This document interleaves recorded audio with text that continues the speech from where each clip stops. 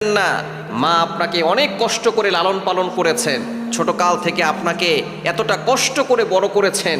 সেই মা যদি আপনাকে রাগ দেখায়, আপনাকে একটু কথা শোনায়, মায়ের কথা শুনবেন, মায়ের কথায় আপনি রেগে যাবেন না। কেননা মা যদি দুনিয়া থেকে চলে যায়, তাহলে কিন্তু মায়ের মতো আর কাউকে আপনি খুঁজে পাবেন না। মায়ের ভালোবাসার ভিতরে কোনো স্বার্থ নাই, স্বার্থহীনভাবে ভালোবাসে একমাত্র মা।